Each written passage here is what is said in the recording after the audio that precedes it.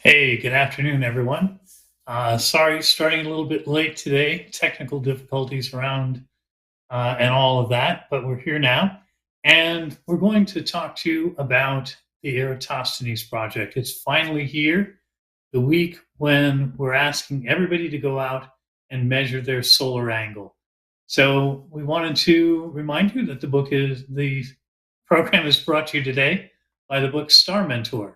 So we hope you'll go out and get a copy for yourself or an astronomer who's like you interested in space and exploration. So let's go ahead and dive into the Eratosthenes Project today. When I came to Arkansas 2014, I immediately started developing the Astronomy for Educators program. And one of the experiments that I put into the textbook was about the way Eratosthenes measured the Earth. And we could, I felt, go ahead and reproduce this today by having two distant schools, perhaps, get linked up and measure the solar angle and do the Eratosthenes experiment. Fast forward a few years to 2022, and Dr. David Sederberg, who's in the physics department at Purdue, got a hold of my book and saw the experiment. And he said, "Ooh, I'm going down to South America with a group of physicists and physics teachers. And could we do this?" And we decided, well, if we're doing it internationally, so to say, why not let everybody get in on the fun? So let's talk about what the Eratosthenes experiment is. About 2,300 years ago, an ancient Greek mathematician and astronomer named Eratosthenes, who was actually at that time the librarian of Alexandria, he had this great idea that he could, in fact, measure the Earth. It was well known that in a particular town in Egypt called Syene, on the summer solstice, Syene being right on the equator, the sun would be directly overhead and there would be no shadow falling down a well. The entire interior would be illuminated. And Eratosthenes had this idea. At that moment, the sun was directly overhead in Syene. If we could measure the angle of the sun in the sky at a distant city, say in Alexandria, about 1,000 kilometers away, then in fact, we could go ahead and get a ratio between the angle and the full circle and the distance between the two cities and the full circumference of the Earth. It's a stunningly simple idea, and yet it's brilliant and breathtaking in its scope and its sweep.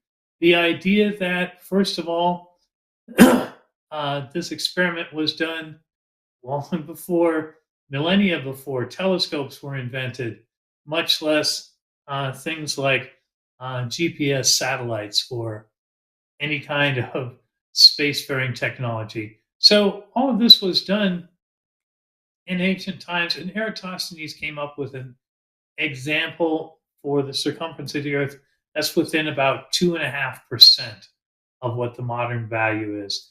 We, Dr. Sederberg and I, we wanted to challenge students and amateur astronomers and citizen scientists around the world to participate with us. We know we have viewers all around the globe for this program and the Global Star Party, and we've been promoting the event to both. So we want people to participate and to get an idea firsthand for how wonderful this experiment is. The interesting thing is that Eratosthenes himself had to assume the Earth was round before he tried his experiment. He assumed it was round and then said, we're going to measure the circumference of the whole thing. And the idea was quite simple. let me show you with a little experiment here. We're going to go ahead and what we've got, hold it up into the camera's view here. We've got some little plastic pegs, and they're stuck to this piece of cardboard with some clay. And I'm going to activate a flashlight here. And what we're going to do, this is our example of what it looks like if the Earth is indeed flat. And can we get a shot of both? Yeah, we've got a shot of both. Let's tilt it a little bit here. I'm hoping we're getting this. Maybe if we dim the light down a bit. Try that with the light a little less intense. Does that help? Yes, we're getting an idea of it here. We're getting an idea. We're getting two distinct shadows, and the shadows themselves are quite different. Let's see here. And so if we take a look, we get two shadows here, but since this is the flat region, the two shadows are exactly the same. They're the same length because the angle between the sunlight source and the surface on which they sit is both the same. Well, okay, fine, well and good. What if we change our situation now? What if we go ahead and we assume, as Eratosthenes did, let's go ahead and assume that the Earth is a sphere.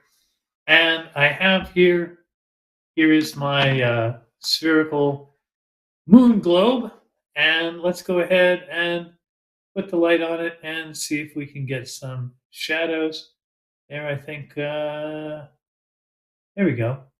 We've got two shadows. We've got some various lights in the studio, so it's hard to do this.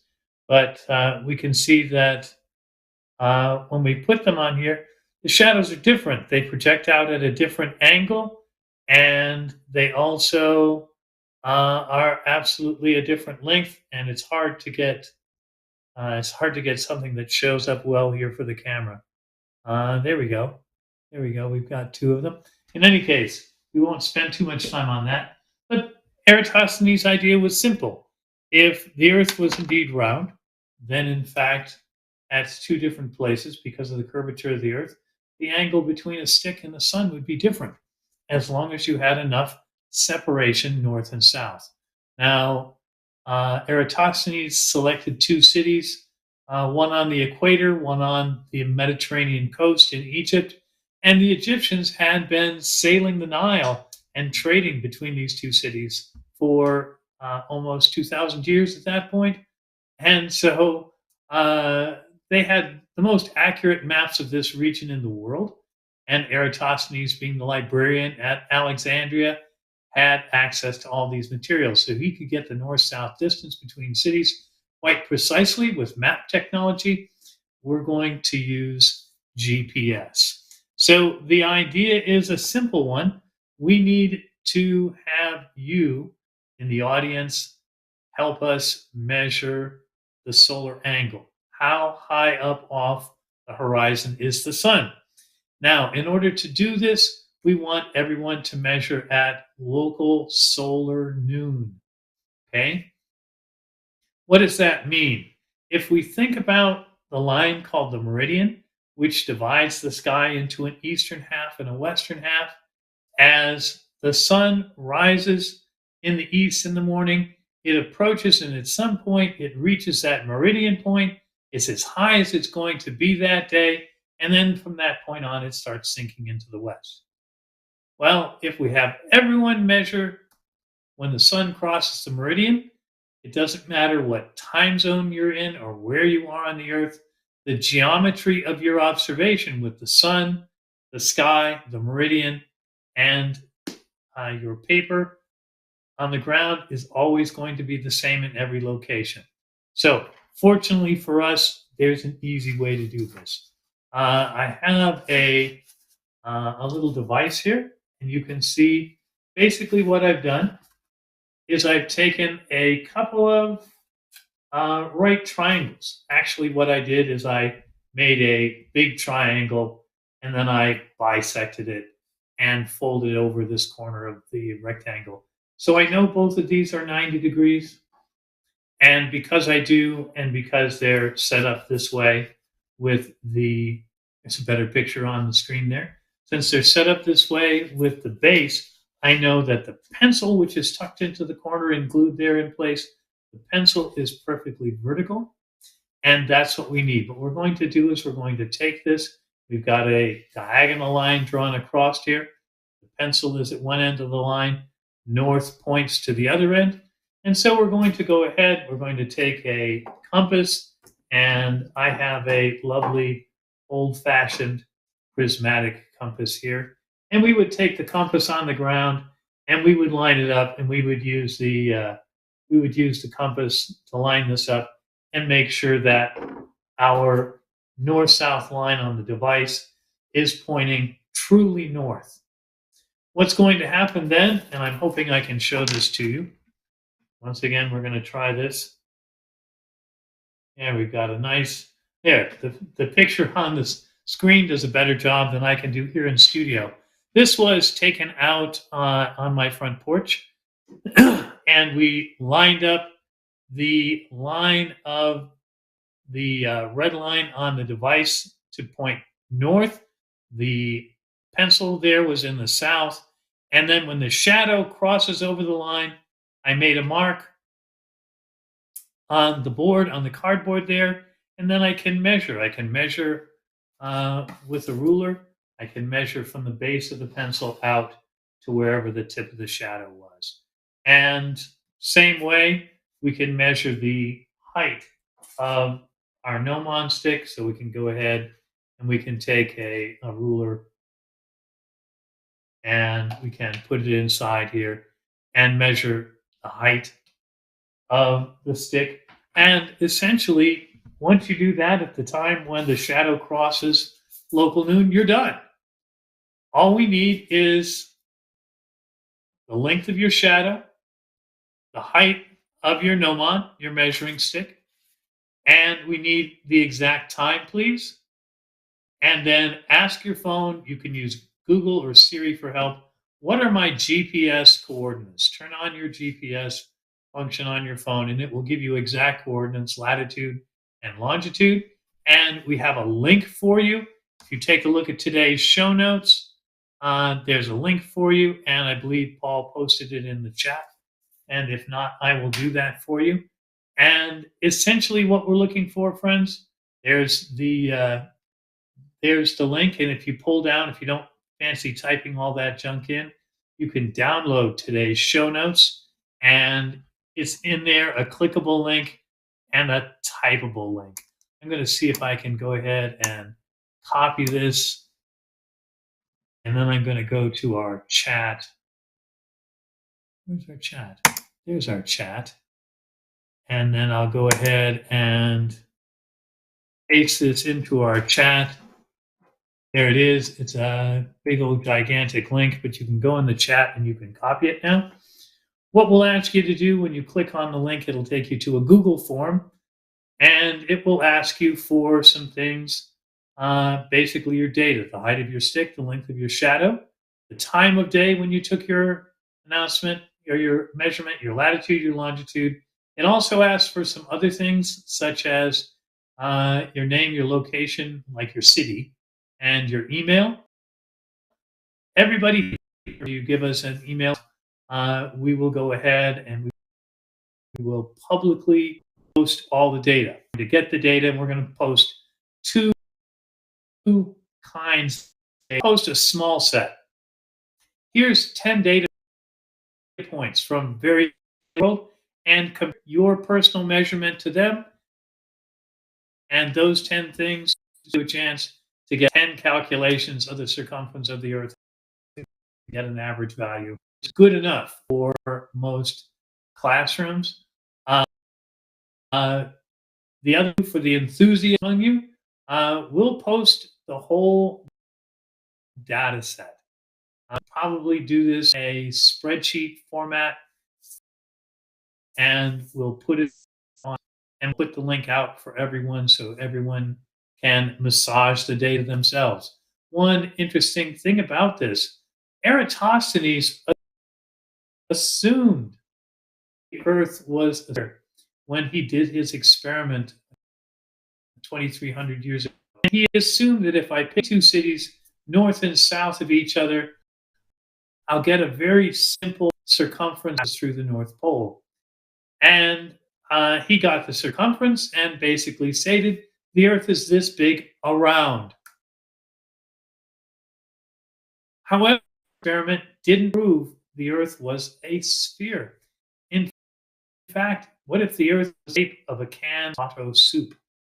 Well, we could be measuring around of the can. We would indeed get a very nice value for circumference that would make sense to us, and yet the shape of the can of tomato soup is not, it's cylindrical. So what we're going to do, what we hope to do, is by getting data literally from places around the world and by comparing each one to every other intense computer project I can hear at first blush, we're going to get a very large number of measurements, and they're essentially between random places. Well, if you get a large number of measurements and they all conform to a single circumference within a certain amount of error, then what you're looking at is, aha, if it's circular, no matter where I measure it, then the Earth must be spherical. So it's something interesting. The flat Earth people every once in a while reach out to me, and God bless them all. I don't blame anybody for holding one theory over another. I merely ask you to be humble before the evidence and think about this idea with, the pegs in a flat piece of cardboard and the shadow angles being the same. And yet, if the pegs are in a round, here, the pegs are in a round globe. And so if we take a look at this, the way the light falls on it, well, the shadows can never be the same because the light comes from one place out in space, that's the sun, and the surface on which the light falls is curved. And so the shadows must differ from here to there. So it'll be an interesting experiment. It's a fascinating thing for people to do with some people. Somebody asked me, can I do it by myself? I'm not in school. Yes, of course you can. We're hoping if you're an individual, if you're a member of a club, perhaps various members can do this. And we very much hope that you will join us on this exciting adventure. We're going to cut today's show short. I'm hoping to appear tomorrow on the Global Star Party regular broadcast. I'm going to be talking to our friend Scott about that. And I'm looking forward to getting all your data in. Anytime this week until the 18th is satisfactory. Check when the sun is at local noon, or just keep an eye on the shadows. When the shadows seem like they're pointing about due north, it's your time to go out and make your measurements. So it is time sensitive. Everybody has to do it at the right time. And we thank you all very much. We'll see you next week with a report on how this project has gone and how many responses we've gotten, perhaps. We're hoping to get them from around the world. Download today's notes, take a look at today's chat, get that link so you can send in your data. I hope you'll participate in this project. I'm Dr. Daniel Barth, and thank you for joining us for this very special How Do You Know program.